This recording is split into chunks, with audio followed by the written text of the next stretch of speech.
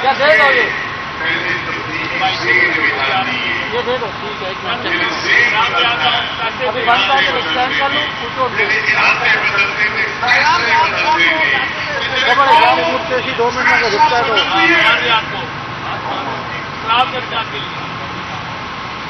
تو اگر عمران خان نے ایک فیصلہ نہ کیا ہوتا آج کچھ 36 سال پہلے کہ میں اس قوم کو ایک متبادل سیاست دینی ہے.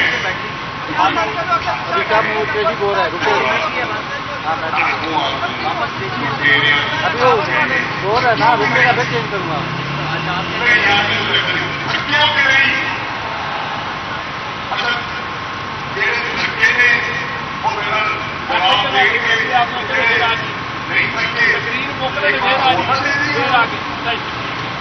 ایک بار دے رہی ہے ایک بار دیتے تو بات کو پھر سرکاری کو دیتے ہو بیماری کو دیتے ہو یہ بول رہا تھا کہ کھانا دینا ان کے ساتھ کھانا تو بولے کہ کھانا ان کے ساتھ رہیں گے اپنا چھوڑ کے آ گئے ان کو پتا ہے کہ ہمارے ساتھ ہی رہیں راجیش کے دل میں یہ نہ جانے کے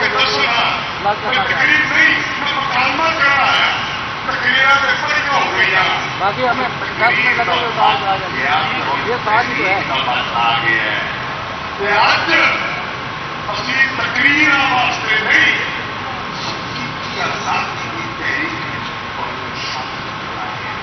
دعوت دے رہے ہیں.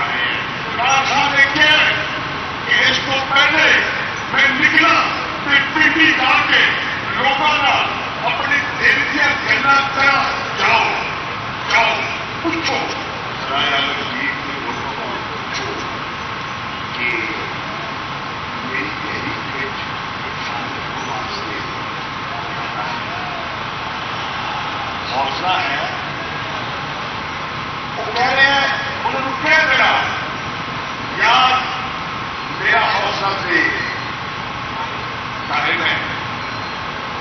میری حکومت کھوئی گئی سازش ہوئی مداخلت ہوئی حکومت چلی گئی پرواہ نہیں. میرے سے مقدمے بنائے گئے جھوٹے مقدمے بنائے گئے پرواہ نہیں. میرے جھوٹے توسا خانے کے کیس میں نہ اہم کرنے کی کوشش کی گئی پرواہ نہیں. میرے سے وزیر آباد میں قاتلانہ حملہ کیا گیا پرواہ نہیں.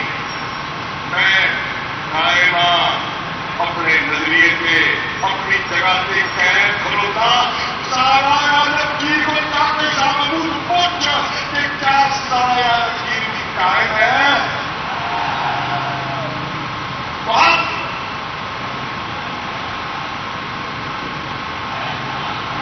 کیا دیکھو یہ کتنے کھڑے ہیں میری نگاہ کے سامنے دائیں بائیں آگے کے پیچھے یہ سب عمران خان کے ساتھ آئی ہیں ہے نا. تو پھر یار بات کرو تھکا ہوا نارا نہیں. ہمیں تو 15 دن ہو گئے سفر میں نکلے ہوئے ہم تو نہیں تھکے. تو نعرہ لگاؤ پتا چلے کہ عمران خان کے ساتھی ہے. عمران تھے 4 نشان عمران تھے 4 نشان عمران تھے 4 نشان اور جب اتنے 4 نشان پیدا ہو جاتے ہیں پرواہ نہیں کرتا. وہ کہتا ہے جان پانی جانی ہے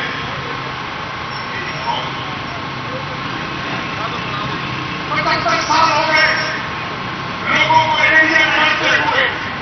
75 سال ہو گئے لوگوں کو غربت میں غربت کی پچھلی میں پچھلے ہوئے. 75 سال ہو گئے ان کو ناانصافی کی بدیوں میں چکرے ہوئے. 75 سال ہو گئے بہت سے لوگوں کو روزگار हिसाब से नहीं मिलता, खाने के हिसाब से नहीं मिलता। अगर पटवार के पास जाते हैं तो फर्द मलकियत के लिए भी अगर हथेली पे कुछ न रखे तो उनको शहनाज फर्द मलकियत के लिए ये कैसा पाकिस्तान है? क्या हमारे बुजुर्गों ने, हमारे माँ और साथ से लास्ट एक रिक्वेस्ट है, इधर का भी ग्राउंड बस मैं अगर अल्लाह ताला ने मुझे मौका हिदायत किया तो मैं वो पाकिस्तान बनाकर पाकिस्तानी है ना, लेकिन कम कोरिया तो है, फोन पे लोग कोरिया लेके पाकिस्तान की खुशहाली रहे, पाकिस्तान की इज्जत रहे। बताओ बताओ आज बरतानिया की अदालत ने जो मौजूदा वजीर आजम को कहा है कि 13 दिसंबर तक, क्या कहा है बताने की अदालत ने? उन्होंने कहा है अगर सफाई है तो पेश करो। बहुत को नाम से काम ले लिया, बहुत चिलमन के पीछे छुपते रहे हो, अब नहीं छुपते देंगे, बेनकाब करेंगे, हिसाब देना होगा, एहसास होगा। अगर पाकिस्तान के डिविजन सिस्टम से तुम चुरा सकते हो, चुरा लो।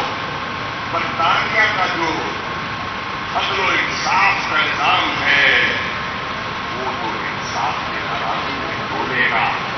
अगर कुछ है तो लाओ, सफाई पेश करो, नहीं तो तुम्हें अब मजीद कोहलत नहीं मिलेगी। और कमाल की बात है, जब एक वहां जब अदालत ने फैसला सुनाया तो जहाज पकड़कर यहां आ गए। जब यहां आ गए और लोगों ने कहा वज़ीर आज़म आपको बड़े फैसलों की जरूरत है और बहुत अहम फैसले, अगर मुल्क के आगे बढ़ना है, माशी फैसले मुंतज़िर हैं क़यादत के, अवामी फैसले मुंतज़िर हैं नए इंतख़ाबात के, और पाकिस्तान का दिफा इस तकाज़ा कर रहा है कि एक नए सिपा सलार का फैसला हो जाए। तो आज उड़ती उड़ती खबर आ रही है तुम्हारी क्या सलाह बनती है? लालिया के अवाम पूछ रहे, लालिया के अवाम तो देख रहे कि उसको झूठी गवाही पे तो क्या पकड़ना था। जिस दिन उस पर फर्द जुर्म आयद होनी थी, 16 अरब रुपए की चोरी का पर्चा कटना था, उस दिन कितनी शर्म की बात है, पूरी कौम के लिए शर्म की बात है। उस दिन आदमी अपनी फर्द जुर्म के बजाय वजारत उज़्मा के ओहदे पे बिठाया जा रहा था। तू मरो इस निजाम, ये निजाम नहीं चल सकता। हजरत अली ने कहा था कुफर का निजाम चल सकता है, नाइंसाफी का निजाम नहीं चल सकता। ये नाइंसाफी का निजाम है, ये नहीं चलेगा। और जज साहिबान मोअज़्ज़िज़ जज साहिबान, लालिया वाले आपसे और भी सवाल पूछते हैं। वो आपसे सवाल पूछ रहे हैं कि एक औरत मुजरिम सजा याफ्ता, वो कहती है कि मेरे अब्बा जान बड़े बीमार हैं, मैंने उनकी तीमारदारी करनी है। अब्बा जान 2.5 साल लंदन बैठे, बेटी पाकिस्तान फिर रही है। जज साहब पूछा आपने उनसे,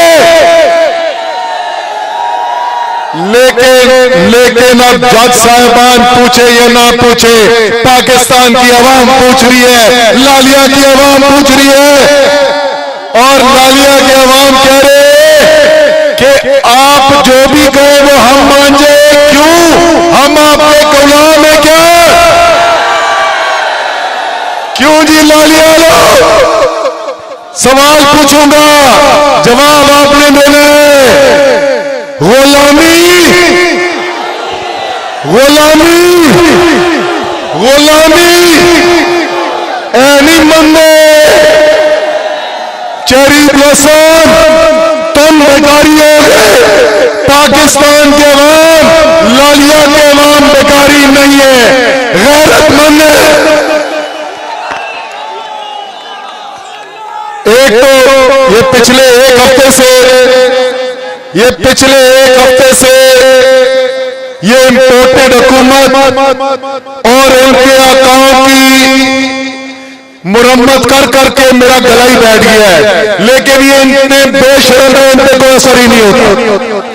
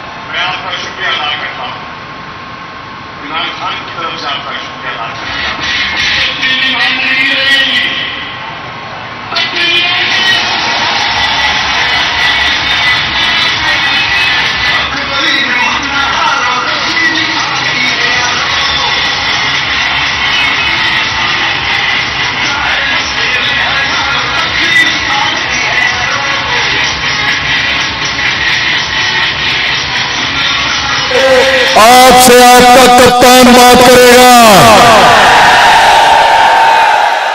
ماشاءاللہ ماشاءاللہ، کیا جذبہ ہے، اس جذبے کو کون روک سکتا ہے؟ یہ جذبہ بندوقوں سے بھی نہیں رکنے والا۔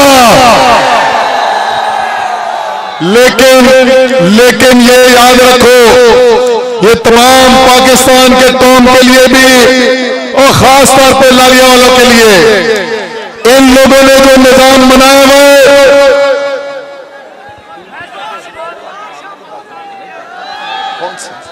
ضرورت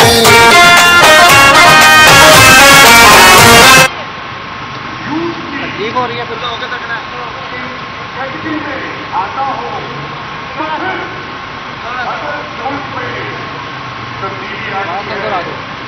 تو کس میں لانی ہے، کس میں لانی ہے، میں یاد رہا بول دو، کس میں لانی ہے؟ عمران خان کس پر بھروسہ کر رہا ہے؟ یوتھ پہ بھروسہ کرنا ہے۔ پہلے انہوں نے سازش کی، بیرونی آقاؤں کی مدد سے مل کر زمینوں کی منڈی لگا کر انہوں نے عدم اعتماد کی تحریک میں خان کی حکومت گرائی۔ یہ سمجھ رہے تھے خان گھر بیٹھ جائے گا، لیکن یہ خان کو نہیں جانتے، نہ یہ خان کو جانتے، نہ یہ اس قوم کو جانتے۔ قوم کھڑی ہو گئی اپنے کپتان کے ساتھ، مقابلہ کیا۔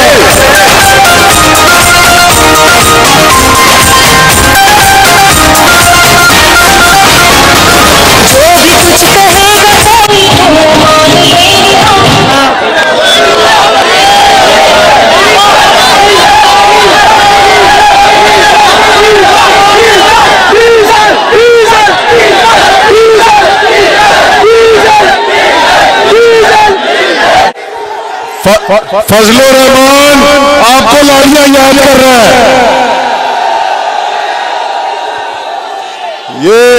یہ سارے نوجوانوں بالکل کلیئر ہو جائے اس کے اوپر، یہ سارے چیری بلاسم ڈیزل 10%، یہ سب ماضی بن گئے، مستقبل کپتان کا ہے، پاکستان کا ہے، لالیہ کا ہے۔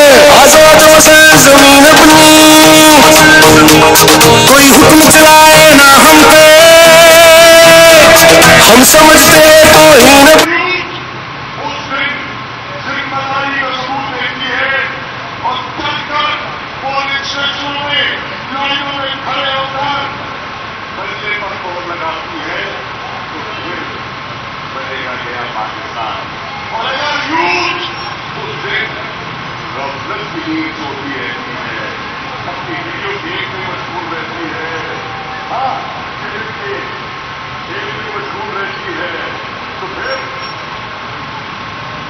तुम्हारी मोहब्बत अपनी जगह तस्लीम करते हैं, लेकिन वो पाकिस्तान, वो तब्दीली तो खान जिसे तसव्वुर इमरान खान लेकर रावलपिंडी की तरफ बढ़ रहा है, उससे शायद आगे ना होगा।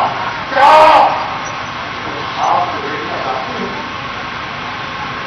कुछ ख्वाब ऐसे होते हैं जो आपसे बंद कर देखने चाहते हैं, और कुछ ख्वाब ऐसे होते हैं, कुछ फैसले ऐसे होते हैं जो आगे खोल कर किए जाते हैं। तो नौजवानों, आगे खोल कर एक बड़ा फैसला कर लो, और वो फैसला है इमरान खान के साथ देने का।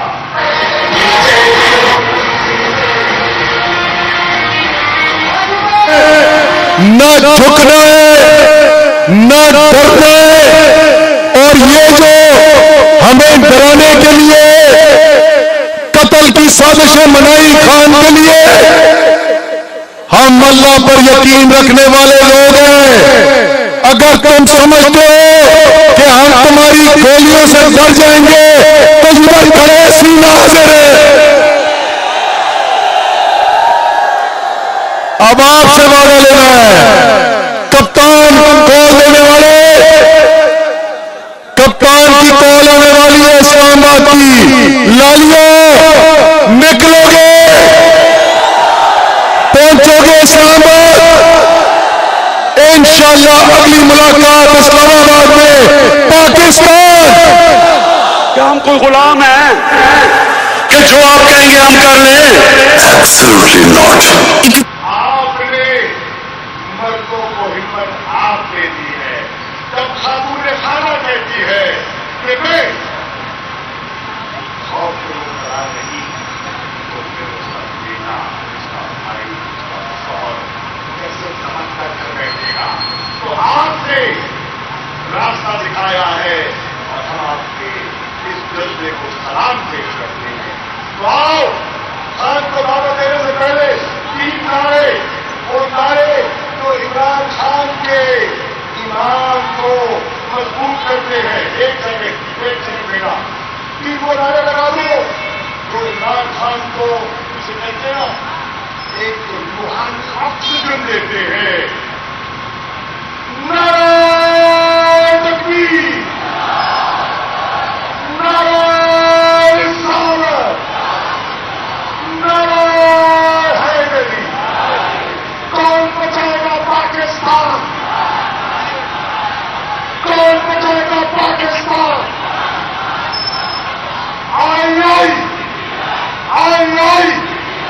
PTI, PTI, PTI. और आखिर में सिर्फ पंजाब की क्यादत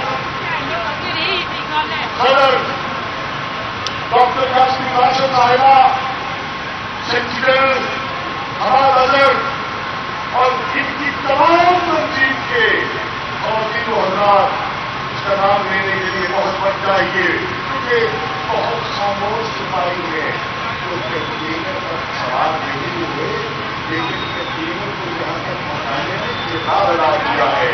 मैं प्रेसिडेंट पाकिस्तान तहरीक इंसाफ के वाइस चेयरमैन आप सबका शुक्रिया अदा करना चाहता हूँ, और आपको अपने रीजन के कामयाब प्रोग्रामों पर मुबारकबाद पेश करता हूँ।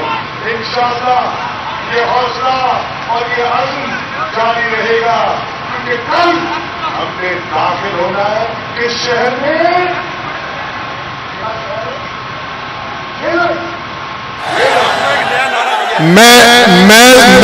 मैं तो इस बात को नहीं मानता।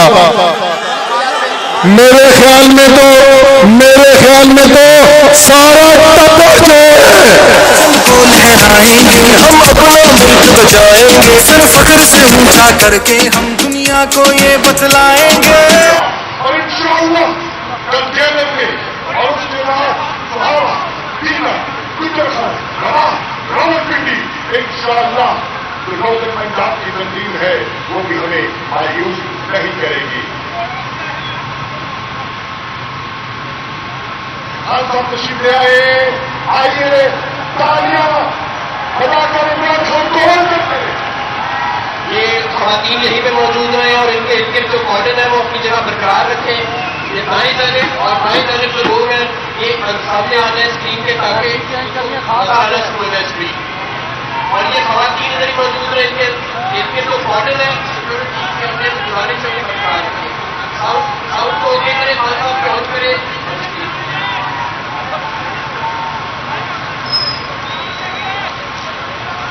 आराम से ये जितने दाएं जानिब लोग हैं बाएं जानिब स्क्रीन के आगे आ जाए। खवातीन के इनके कॉर्डन यहीं पे मौजूद रहे, आप यहीं पे मौजूद रहे। आज सादा है इसलिए आप यहीं पे मौजूद रहे। ये दाएं जानिब में लोग खड़े हैं, आप इधर आ जाए स्क्रीन के सामने और बाएं जानिब में। खान साहब को पास साउंड ऑन करने ये ऑफ करने वाले। बैग में पढ़िए बैग के अंदर पढ़िए कर लूं।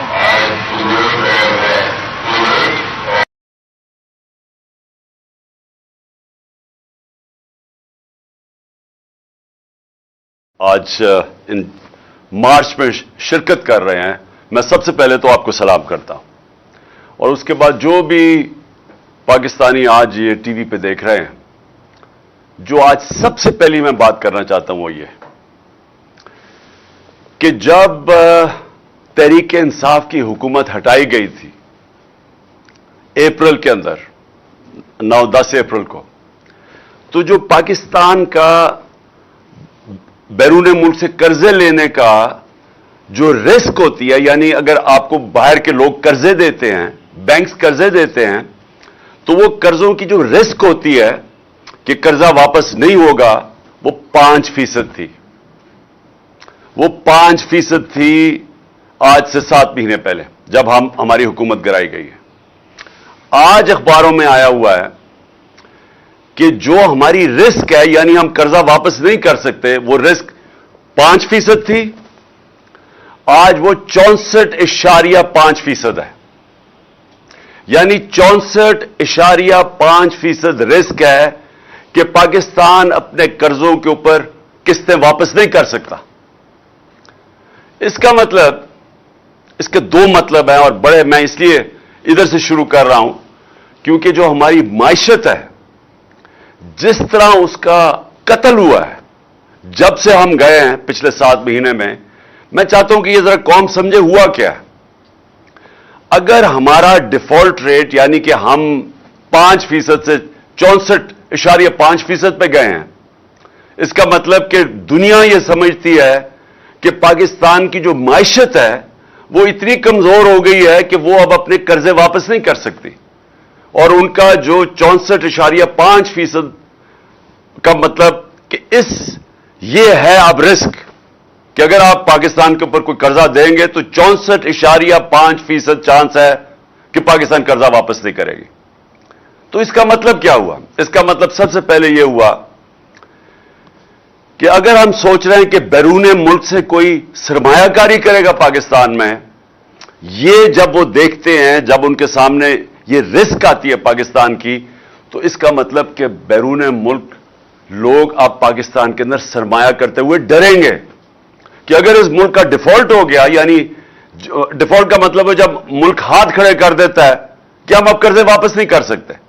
और ये याद रखें, ये सारे कर्जे, ये जो 2 खानदान पिछले 10 सालों में इन्होंने 4 गुना हमारा कर्जा बढ़ाया था, तो ये जो उनके कर्जों के ऊपर किस्तें हैं, वो अगर हम वापस नहीं कर सकते और तो हमारा अगर डिफॉल्ट हो जाता है तो सारी दुनिया पाकिस्तान की फंडिंग बंद कर देती है, और सबसे नुकसान आवाम के लिए कि डिफॉल्ट कर दे तो आपको क्या होगा?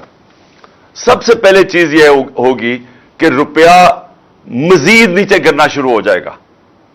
रुपए नीचे गिरना यानी डॉलर के मुकाबले में रुपया और नीचे चला जाएगा, और किधर जाके रुकता है ये अभी कोई नहीं कह सकता, क्योंकि डॉलर तो आने नहीं है। लोगों ने, जिन्होंने डॉलर या इन्वेस्टमेंट में आने हैं या कर्जों से लेने हैं, वो सबने रोक देने हैं।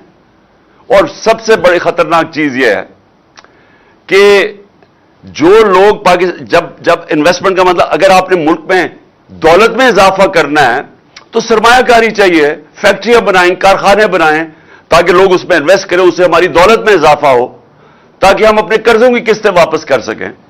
तो इससे वो सब कुछ रुक जाएगा।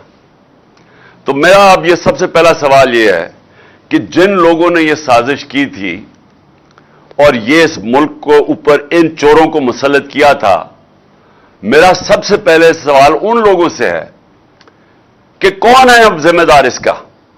हमें तो हमारे ऊपर पूरी प्रोपेगेंडा कैंपेन की गई, वही जो अखबारों में बगल बच्चे बैठे हुए हैं जो सहाफी इनके, उन्होंने तो पूरी कैंपेन की कि मुल्क तबाह हो गया है, महंगाई आसमानों पे चली गई है।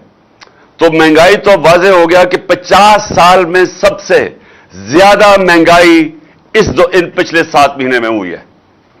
हमारे जो मुल्क में महंगाई थी और आज जब हमारा टाइम था तो वो 15 से 16% थी, आज वो 27 से 28% पे है, तकरीबन दुगनी है।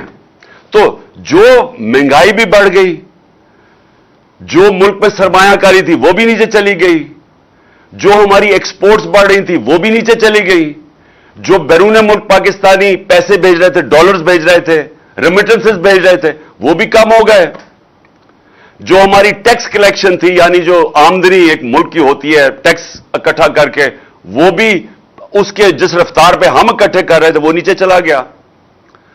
और मैं आज आपके सामने पाकिस्तान की इकोनॉमिक सर्वे होती है कि हर साल एक शाया होती है कि मुल्क की मायशत के हालात क्या हैं। तो वो इस गवर्नमेंट ने, हमारे जाने के बाद इस मौजूदा गवर्नमेंट ने वो सर्वे शाया की है। तो मैं आपको पढ़ के बताता हूं कि उस सर्वे के मुताबिक जो हमने अपने चौथे साल के अंदर प्रेडिक्ट किया था कि कितनी हमारी मुल्क की आम दौलत में इजाफा कितना होगा, वो 4.8% टारगेट था। कितना हमने किया? 6%। यानी जिस रफ्तार पे हमारी हुकूमत के दौर में मुल्क की दौलत में इजाफा हुआ, वो हमने सोचा था 4.8 होगा, वो 6% हुआ। हमने अपने टारगेट से बेहतर किया। एक्सपोर्ट्स, जो चीजें हम बेचते हैं बाहर और जिससे डॉलर आते हैं, हमने अंदाजा लगाया था 26 अरब डॉलर होगी। कितनी हमने एक्सपोर्ट की? 32 अरब डॉलर। पाकिस्तान की तारीख की सबसे ज्यादा एक्सपोर्ट्स रिकॉर्ड था ये। तो वो टारगेट से उससे भी ऊपर गए। यानी ये मैं वो चीजें बता रहा हूं जिसमें मुल्क की आमदनी में इजाफा होता है, दौलत में इजाफा होता है, लोगों को नौकरियां मिलती हैं। ये वो मैं चीजें आपको मोटी मोटी बता रहा हूं। हमारा जो ज़राअत था, हमने टारगेट किया था कि ज़राअत में जो इजाफा होगा वो 3.5% था, और कितना इजाफा हुआ? 4.4%। कुछ 17 साल के बाद सबसे ज्यादा तेजी से हमारी ज़राअत बढ़ी थी। फिर इंडस्ट्री जो रोजगार देती है, असल में इंडस्ट्री, जब तक इंडस्ट्री मुल्क में बढ़ती नहीं है तो असल में तो मुल्क की दौलत में इजाफा नहीं होता, मुल्क ऊपर नहीं जा सकता। तो हमने टारगेट सेट किया था 6.6%, आखिरी साल की बात कर रहा हूं। और हुआ कितनी? इंडस्ट्री कितनी तेजी से बढ़ी? 9.8%। अपने टारगेट से ऊपर गए हम। सर्विसेज सेक्टर, और इसके अंदर आईटी भी मिला लें, तो सर्विसेज में 4.7% टारगेट सेट किया, 6.2% पे हमारे ग्रोथ हुई सर्विसेज में। और आईटी जो कि मुस्तकबिल है, टेक्नोलॉजी, उसमें 26.9% हमारा बढ़ा। यानी जो फ्यूचर पे सबसे जो हमने जोर लगाया कि हमारी आईटी जो फ्यूचर है उसमें रिकॉर्ड इजाफा हुआ।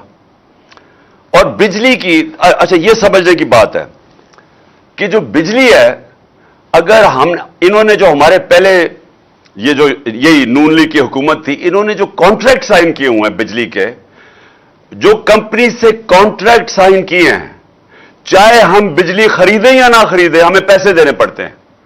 जो बिजली घर से इन्होंने कॉन्ट्रैक्ट साइन किए हैं, जो अगर हम जितनी मर्जी, अगर हम बिजली कम भी इस्तेमाल करते हैं, पैसा पूरा देना पड़ता है।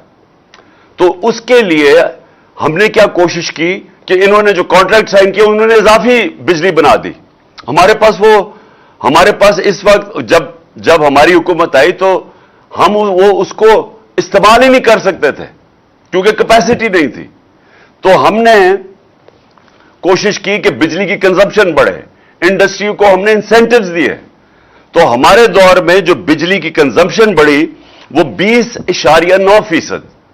तो ये मैं इसलिए आपको बता रहा हूं कि मायशत तो हमारी बढ़ रही थी, मुल्क तरक्की कर रहा था, और ये पाकिस्तान की इकोनॉमिक सर्वे कह रही है, ये जो इनके दौर में पब्लिश हुई है, तो वो जो हर साल पब्लिश होती है उसके मुताबिक मुल्क तो तरक्की कर रहा था। तो फिर ये जो साजिश के तहत इनको ऊपर बैठाया गया और हमें यह कहा गया कि वो बहुत कोई शहबाज शरीफ कोई जीनियस है, इससे कोई काबिल आदमी कोई नहीं है, इसको ऊपर आके बैठा दिया। और उसके बाद वो जो भागा हुआ था मुल्क से, भागे हुए तो सारे ही थे, तो उसको खास तौर पे लेके आए इसहाक डार को। उसने आगे कहा कि मैं मूडीज को ठीक कर दूंगा, उसके बाद वो गुम ही हो गया। और ये जो आज आपको मैं बता रहा हूं कि अगर इसका मतलब दुनिया पाकिस्तान क्या देख रही है, हम नहीं क्या कैसे कह रहे। मैंने वैसे 6 महीने पहले अपनी कौम को बता दिया था कि जो 30 साल दोनों हुकूमतें मिलकर करते रहे हैं, और इनके 30 साल में हिंदुस्तान भी आगे निकला हमारे से, बांग्लादेश भी हमारे से आगे निकला। हम 90 की दिहाई तक पाकिस्तान इन दोनों से आगे था।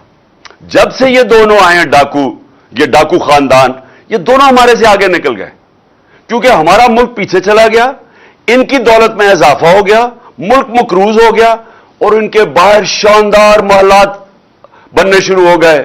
जब से नवाज शरीफ प्राइम मिनिस्टर बना, वो लंदन के सबसे महंगे इलाके में बड़े इनके पास 4 फ्लैट आ गए और इनके बेटों की बड़ी प्रॉपर्टीज आ गई।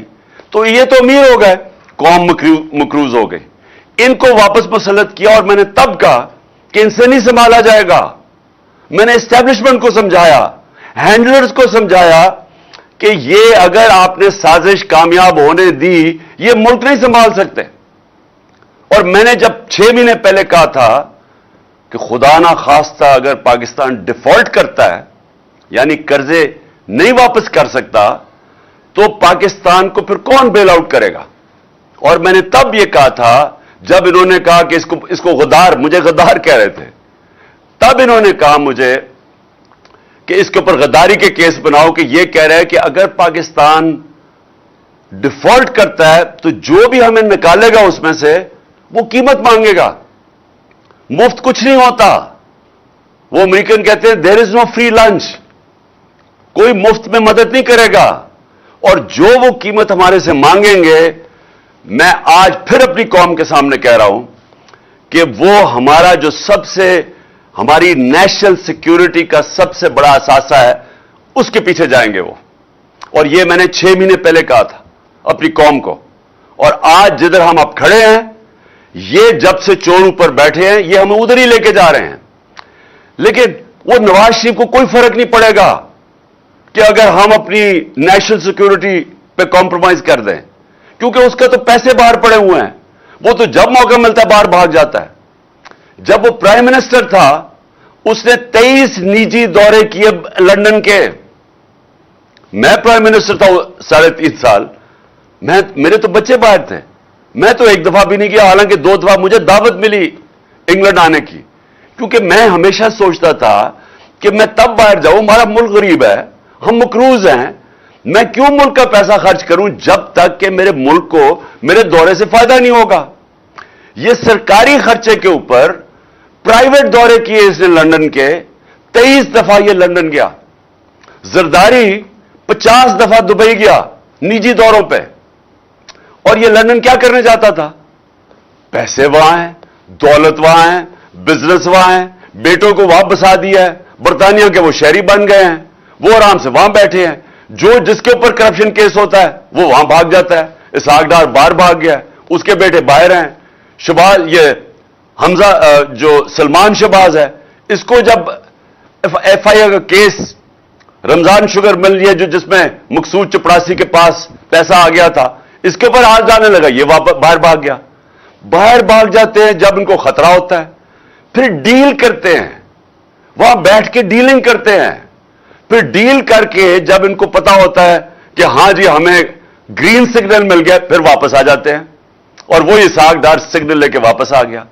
लेकिन अगर आज भी किसी का ख्याल है कि ये मुल्क के माशी मसले हल कर सकते हैं, तो सवाल तो फिर यह है कि मुल्क को पहले लेके कौन इस स्टेज पे आया, या मुल्क का दिवालिया निकाला किसने?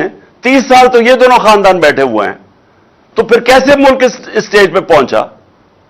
और मैंने आपको बताया कि हमने एक दिवालिया हुआ पाकिस्तान संभाला 2018 में, और उस पाकिस्तान को उस दिवालिये से निकाल के 2 साल कोरोना के साल गुजरे जो दुनिया में तबाही मची, अपने मुल्क को कोरोना से निकाला और दुनिया मिसाल देती थी कि जो पाकिस्तान ने कोरोना में जिस तरह अपने मुल्क को संभाला, अपनी माशियत को संभाला, अपने गरीबों को बचाया, वो मिसाल देते हैं कि दुनिया में वो 3 टॉप मुल्क थे जिन्होंने सबसे बेहतरीन तरीके से कोरोना से निकाला।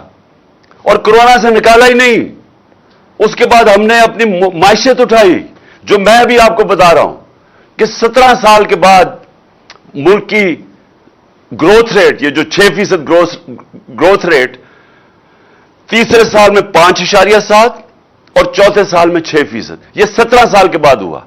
हमारे ज़राअत ने 17 साल के बाद इस तरह की तरक्की की।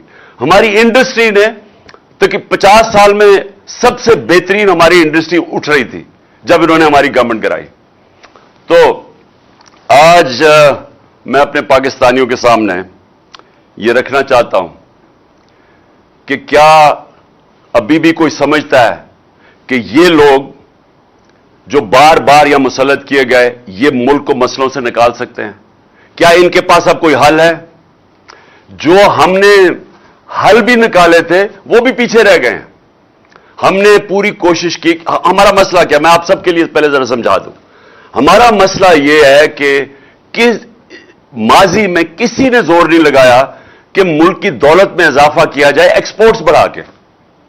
जो भी चाइना की तरक्की हुई, जो एशियन टाइगर्स, मलेशिया, इंडोनेशिया जैसे मुल्क, ये जो तरक्की की है, सब ने अपनी एक्सपोर्ट्स बढ़ाई। जब दुनिया को माल ज्यादा बेचेंगे तो आमदनी बढ़ेगी। यहां हुआ ही कुछ नहीं, और इनके पिछले नून लीग के 5 साल में वही के वही एक्सपोर्ट्स रह गई, तो दौलत में तो इजाफा ही नहीं हुआ। तो इनका माजी में यही था। तो हमारी कोशिश ये थी कि एक्सपोर्ट्स को, पूरी एक्सपोर्ट इंडस्ट्री को उठाया जाए, पूरे उनकी मदद की जाए, उनको इंसेंटिव्स दिए जाएं, उनके लिए सस्ती बिजली दी जाए, ताकि अगर वो एक्सपोर्ट करेंगे तो मुल्क की दौलत में इजाफा होगा। और उसके अलावा हमने वो प्लान बनाए। टूरिज्म पाकिस्तान में ऐसी है कि हमारे बड़े डॉलर्स आ सकते हैं। हमारी बदकिस्मती के 2 साल कोरोना में टूरिज्म ही खत्म हो गई, लेकिन टूरिज्म के ऊपर हमने प्लान बनाए हुए थे। और तीसरी चीज कि जो बैरून मुल्क पाकिस्तानी है, जो हमारा सबसे बड़ा असासा है, उनको हमने कोशिश की कि वो अपने पैसा पाकिस्तान लेके आए। उसके लिए हमने उनकी मदद की। रेमिटेंसेस जो सबसे तारीखी बड़ी हमारी 30 अरब पे, वो इसलिए बढ़ी कि हमने उनको इंसेंटिव्स दिए, उनके लिए इनाम दिए कि जो ज्यादा पैसा भेजेगा या उनकी अपने बैंकों के थ्रू।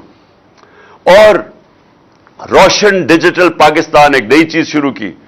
5 अरब से उसमें आखिर में पैसा आना शुरू हुआ। हमारे चौथे साल में $5 अरब से ऊपर उसमें आ रहा था और बढ़ता जा रहा था।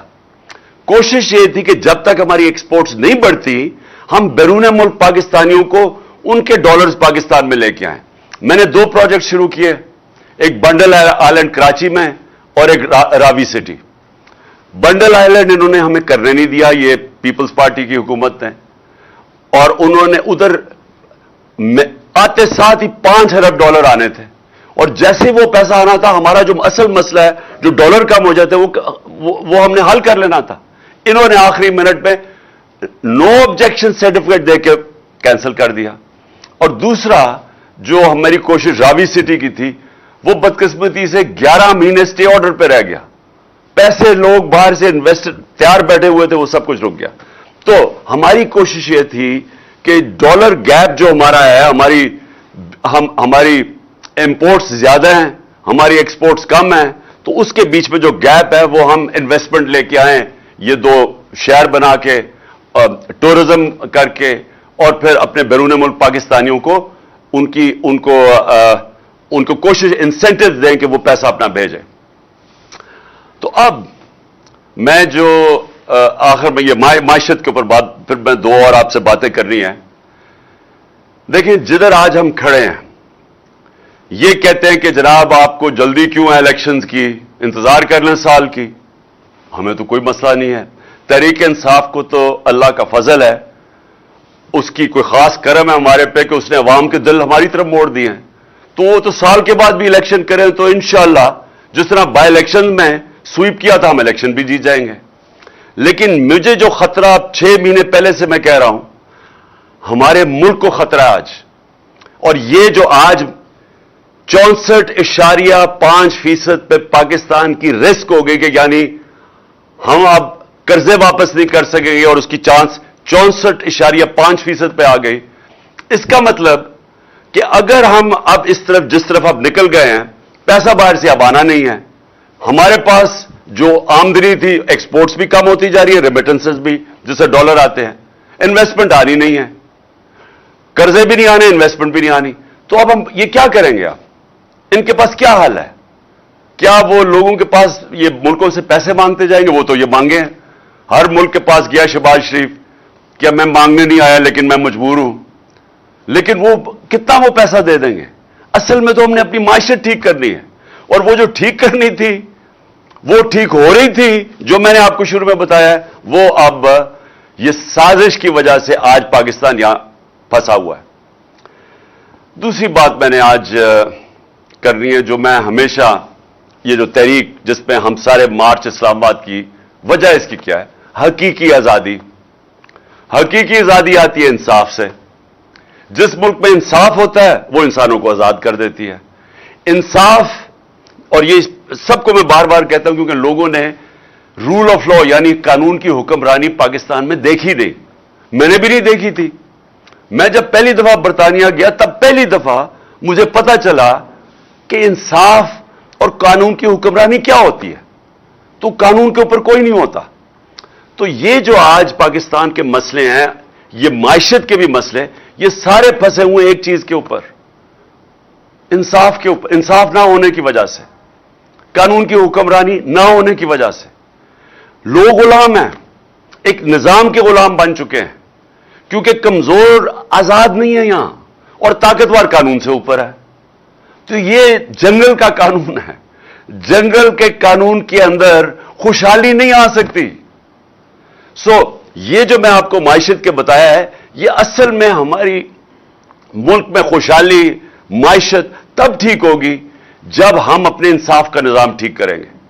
अब मैं आज फिर, और मैं हर रोज अपील करता हूं अपने respectful honourable chief justice Pakistan के 3 आपके पास केसेस हैं, ये तीनों लैंडमार्क केसेस हैं। और ये तीनों केसेस को और कोई तरीका इंसाफ लेने का नहीं सिवाय आपके पास आने का। अरशद शरीफ पाकिस्तान का नंबर 1 इन्वेस्टिगेटिव जर्नलिस्ट, एक मुहिब वतन पाकिस्तानी, एक ऐसा सहाफी जिसके जमीर की कोई कीमत नहीं थी, धमकियां दी गई, डराया गया, FIRs काटी गई, मुल्क से बाहर भगाया गया और फिर कत्ल किया गया, शहीद किया गया।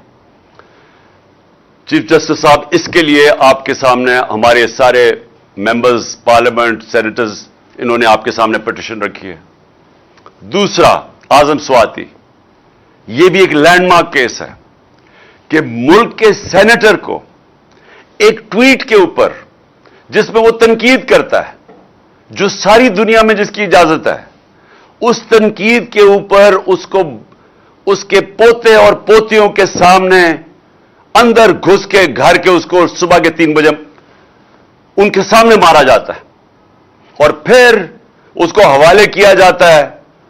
उसका जो आजम स्वाति ने नाम लिया, जो 2 नाम लिए फहीम और फैसल, उनको, उनके आदमियों को जो नंगा करके उसको तशद्दुद करते हैं। किधर से इंसाफ मिलेगा? इसलिए आपके पास आए हैं चीफ जस्टिस साहब। और तीसरा मेरा केस है, मुल्क का एक्स प्राइम मिनिस्टर, सबसे बड़ी पॉलिटिकल पार्टी का हेड, वो पाकिस्तानी जो 50 साल से ये कौम जानती है जिसको, उसके ऊपर कातिलाना हमला होता है। पहले से भी मैं कह देता हूं, मुझे पता होता है, मैं उसके ऊपर 2 तकरीरों में आज से 1.5-2 महीने पहले बताता भी हूं कि ये इन्होंने करना है, कि दीनी इंतहा पसंद ने गुस्से में आके उसको कत्ल कर दिया। ये पूरी साजिश बनी हुई थी। मैं 3 नाम लेता हूं, लेकिन पुलिस, पंजाब पुलिस हमारे नीचे कि मेरी एफआईआर रजिस्टर नहीं करती। फर्स्ट इंफॉर्मेशन रिपोर्ट, एफआईआर, ये एक शहरी का बुनियादी हक है। मैं आम शहरी की बात कर रहा हूं, लेकिन वो आदमी जो एक्स प्राइम मिनिस्टर है, अगर उसको वो हक नहीं दिया जा रहा, तो चीफ जस्टिस साहब ये बड़ा हमारे लिए लम्हा फिक्र है। ये एक्चुअली रूल ऑफ लॉ, ना इंसाफ ना होने का एक आपके सामने इससे बड़ा क्या मिसाल हो सकती है कि मेरा ये बुनियादी हक था कि मैं 3 लोग जो मैं समझता हूं इसमें मुलव्विस थे, इनके ऊपर नाम लिखूं।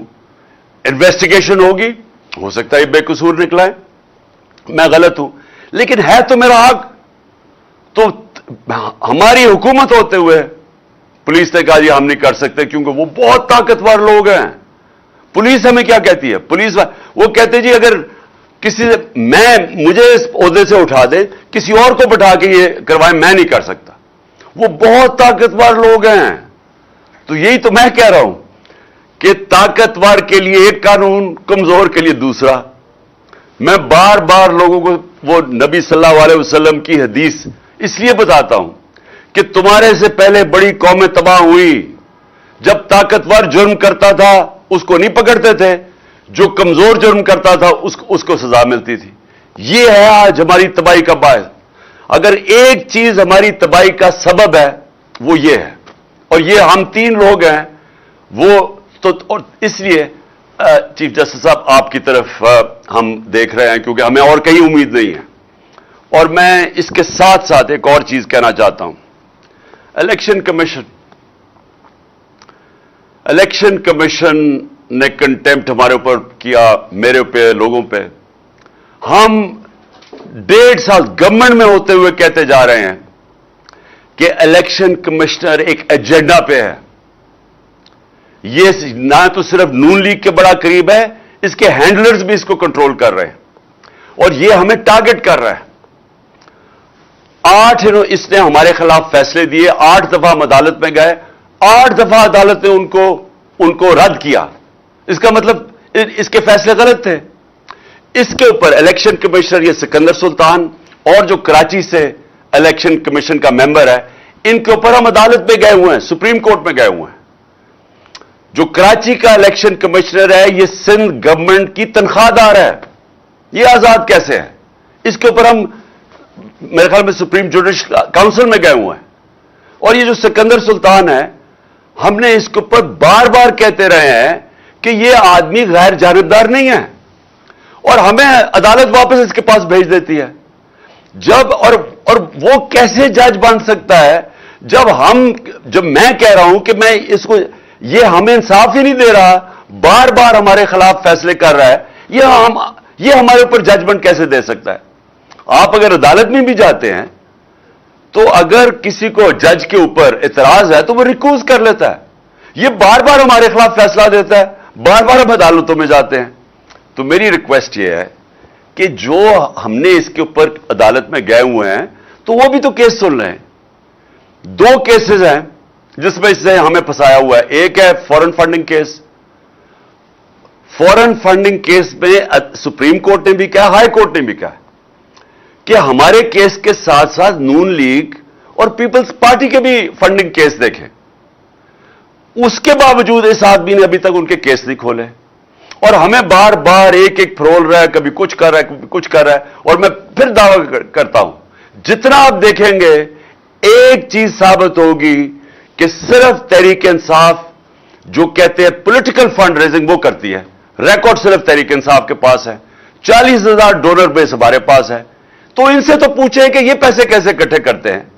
इसी में ही आपको पता चल जाएगा कि ये करप्शन के पैसे से खेलते हैं। ये पहले बड़े बड़े बिजनेसमैन को पैसे बनाने देते हैं या उनके पार्टनर्स होते हैं, फिर उनसे फंडिंग लेते हैं। तो ये इनकी फंडिंग तो है ही इलीगल, ये बता ही नहीं सकते किधर से पैसा आया। उनका केस नहीं सुन रहा और हमें उसने लटकाया हुआ है इतने सालों से। तो एक तो फंडिंग केस और दूसरा तोशाखाना। तोशाखाना का केस इसने फैसला कर दिया कि जी इमरान खान को डिस्क्वालीफाई करो। अदालत में तो फिर भी हम चले गए हैं और मैं गारंटी करता हूं, मैं लिख के देता हूं कि जितना आप देखेंगे इमरान खान, ये साबित होगा कोई गैर कानूनी चीज नहीं की। लेकिन जिन्होंने गैर कानूनी चीज की और नैब में 10 साल से केस है, उनके केस क्यों नहीं सुनता? आसिफ जरदारी, यूसुफ रजा गिलानी और नवाज शरीफ। यूसुफ रजा गिलानी ने मदद की इनकी, उन दोनों ने गैर कानूनी तौर पे 4 गाड़ियां निकाली तोशाखाना से। मुझे भी गाड़ी मिली थी। गाड़ी आप नहीं ले सकते तोशाखाना से, वो गैर कानूनी है। उन्होंने 4 महंगी महंगी गाड़ियां ली, नैब में केस पड़ा हुआ है। ये इलेक्शन कमीशन को क्यों नहीं समझा, क्यों नहीं वो केस उठा रहा? देखिए, इलेक्शन कमीशन गैर जानिबदार होता है, ये गैर जानिबदार नहीं है। तो प्लीज हमारे केस सुने जो हमने सुप्रीम कोर्ट में इसके खिलाफ किए हुए हैं। मैं रिक्वेस्ट करूंगा, क्योंकि उससे एक इंसाफ के निजाम में हमें इत्मीनान होगा हम सबको। और आखिर में मैं अपने सारे पाकिस्तानियों से, मैं फिर ये जो ड्रामा हो रहा है सारे मुल्क के सामने कि एक मफरूर, सजा याफ्ता, झूठा और दूसरी दफा झूठ बोल के भागा हुआ जो लंदन में बैठा हुआ है, मैं ये आज सारी कौम से पूछता हूं कि ये कैसे इस मुल्क के फैसले कर सकता है? कैसे एक कौम इजाजत दे सकती है इस आदमी को कि हमारे फैसले करे? और कौन सा फैसला करे जो हमारी नेशनल सिक्योरिटी का सबसे अहम फैसला है? और इसका माजी देख लें, इसने आज तक मेरिट का इसका मतलब भी नहीं पता। यह फैसले करता है कि इसके मुफादात के अंदर वो इसके मुफादात को आगे कैसे ले जा सकते हैं। यह फैसले करता है कि इसकी बिजनेस को कैसे गैर कानूनी तौर पर फायदा हो सकता है। एफबीआर में कौन होगा जो इनकी मदद करेगा? पुलिस में कौन होगा जो इनके मुखालिफ के खिलाफ जुल्म करेगा? इनकी कभी पाकिस्तान में मेरिट के ऊपर फैसले नहीं हुए। 1993 के अंदर लाहौर हाई कोर्ट के अंदर केस हुआ। Chief justice Lahore high court ने पूछा उस वक्त के आईजी अब्बास खान से कि क्यों पंजाब पुलिस में इतनी करप्शन है। यह 93 की बात है। आईजी अब्बास खान ने कहा कि नवाज शरीफ के दौर के अंदर पंजाब पुलिस के अंदर पैसे लेके पुलिस वालों को भर्ती किया गया है।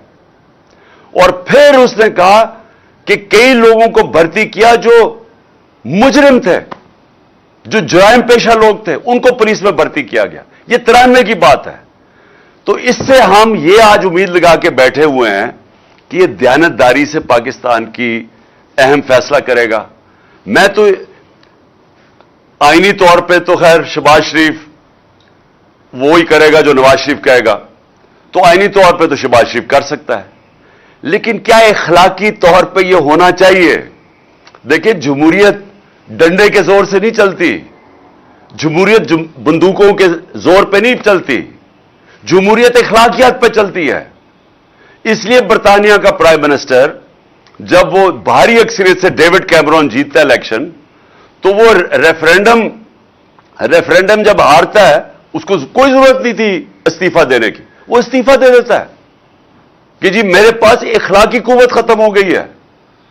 तो इखलाकियात के ऊपर, क्योंकि हमने बरतानिया से ली हुई है जमहूरियत, उसकी बुनियाद इखलाकियात के ऊपर रखी हुई है। एक उनका प्राइम मिनिस्टर झूठ बोलते हुए पकड़ा जाता है, वो रिजाइन कर देता है कि मेरी वो इखलाकी, मेरे पास वो ताकत नहीं है हुकूमत करने के लिए। तो यहां एक मफरूर जो पाकिस्तान के 5 मेंबर सुप्रीम कोर्ट ने उसको सजा याफ्ता करवाया, जो झूठ बोल के मुल्क से बाहर भागा है, वो आज हमारा फैसला कर रहा है। क्या ये मुल्क की सिर्फ ये नहीं कि ये मेरिट पे फैसला नहीं करेगा, اور میرٹ کے اوپر ہی جب اداروں میں فیصلے ہوتے ہیں تب یہ ادارے اوپر آتے ہیں. میرٹ اداروں کو تباہ کرنا اور میرٹ ختم کر دو. تو دنیا میں میرٹ کی وجہ سے ادارے مضبوط ہوتے ہیں. تو یہ ایک تو میرٹ پہ نہیں فیصلہ کرے گا, اور دوسری یہ ساری قوم کا ہماری اخلاقیات کا مذاق اڑ رہا ہے کہ ہم اور نیچے گر رہے ہیں. پہلے چوروں کو اوپر مسلط کر دیا, چوروں نے اپنے کیسز سارے ختم کر دیے. آہستہ آہستہ شہباز شریف کے 4 گواہ مر گئے آتے ساتھ ہی جو 16 ارب ایف آئی اے کے کیس میں تھے. اس کے بعد انویسٹیگیٹر وہ بیچارہ ڈاکٹر رضوان بھی مر گیا. کسی نے پوچھا ہی نہیں کسی کو کہ یہ کیا ہو رہا ہے کہ لوگ ایک دم آتے ساتھ ہی مر گئے ہیں. وہی رانا ثناء اللہ اور شہباز شریف نے جو ماڈل ٹاؤن کے اندر دن دہاڑے ٹی وی کے اوپر لوگوں کی قتل عام کی, ان کو کوئی پوچھتا نہیں ہے. اور پھر یہی وہ لوگ واپس آ کے کیسز بھی اپنے ختم کرواتے ہیں, ہر قسم کا ظلم کرتے ہیں پاکستان پہ, صحافیوں کے اوپر ظلم کرتے ہیں, اس ملک کے میڈیا کے اوپر کلیم ڈاؤن کر دیتے ہیں. اور پھر ایک ہی کوشش ہے کہ جھوٹے کیسز کر کے تو کسی طرح عمران خان کو نکالا جائے. اور میں ابھی آپ کو بتا رہا ہوں کہ نواز شریف صرف جس کو بھی یہ فیصلہ کرے گا نا کہ آرمی چیف بنے گا, یہ اس سے ایک چیز مانگے گا. یہ کیونکہ میں اس کو 40 سال سے جانتا ہوں, میں اس کو اب سے نہیں, میں یہ جب جمخانہ میں اپنے امپائر کھڑے کر کے میچ کھیلتا تھا میں تب سے جانتا ہوں اس کو. یہ ایک چیز مانگے گا کہ تم نے کسی نہ کسی طرح عمران خان کو ڈسکوالیفائی کروانا ہے, تم نے اس کی پارٹی کے اوپر زور ڈالنا ہے اور میرے کیسز ختم کرنے ہیں. میں آج اب اس کو اور کوئی فکر نہیں ہے کہ یہ اس نے کوشش کرنی ہے کہ راستے سے کسی طرح عمران خان کو ہٹایا جائے, کیونکہ ہے بڑا بزدل آدمی, الیکشن سے بھاگ رہا ہے, ملک کو داؤ پہ رکھوایا ہوا ہے. الیکشن کے بغیر ملک آگے نہیں بڑھ سکتا. یہ الیکشن اس لیے نہیں کروایا کیونکہ اسے ہار جانا ہے, اور صرف اپنی ذات کے لیے سارا ملک آج جدھر کھڑا ہے اور جس طرف جا رہا ہے, اور جس سے میں نے شروع کی تھی آج کی تقریر کہ جب ایک ملک کا رسک فیکٹر قرضے واپس کرنے کا جب وہ رسک 64.5 پہ پہنچ جائے, کوئی دنیا اس کو پیسے نہیں دیتی. ادھر کوئی انویسٹر نہیں آتا اس ملک میں. اس ملک میں سے بلکہ اپنے لوگ ڈالر خریدنے شروع ہو جاتے ہیں کیونکہ ان کو خوف آ جاتا ہے کہ اکانومی تو آگے نہیں بڑھے گی. وہ ملک معاشی طور پہ تباہ ہو جاتا ہے. اور انہوں نے 7 مہینے میں نے شروع میں آپ کو بتایا کہ اکنامک سروے بتا رہا ہے پاکستان کا کہ 17 سال کے بعد گورنمنٹ کی بہترین پرفارمنس تھی.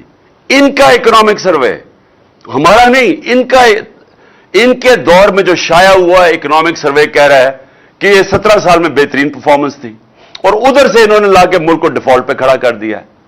اور آج یہ صرف اس سے الیکشن جو بچا سکتا ہے وہ نہیں کروانا چاہتا کیونکہ اس کو ڈر ہے کہ عمران خان جیت جائے گا, اور ہے بڑا بزدل آدمی, کرپٹ آدمی ہوتے ہی بزدل ہے, اس لیے اس نے الیکشن نہیں کروانا, اور اس لیے ملک کی تقدیر سے یہ کھیل رہا ہے. اور آج آپ کی جو ہماری مارچ ہے اس کا مقصد ہی یہ ہے کہ ہم اس ملک کو آزاد کرنا چاہتے ہیں ان چوروں سے, انصاف کے ذریعے انصاف کرنا چاہتے ہیں, آزاد کرنا چاہتے ہیں. اور اگر انصاف ہوتا یہ سارے آج جیلوں میں ہوتے, کبھی بھی نہ ہوتا کہ اس طرح کے لوگ آج ملک کی مستقبل سے کھیل رہے ہوتے. اور انشاءاللہ ہماری جو یہ مارچ ہے جب یہ پنڈی پہنچے گی اور عوام آئے گی پنڈی میں, تو سب کو ایک پیغام چلا جائے گا کہ باشعور قوم ہے, یہ اب ان چوروں کی غلامی نہیں کرنے لگی. پاکستان زندہ باد. یہ جو امپورٹنٹ سرکار ہے گھس بیٹھی ہے جو گھس کر بیٹھ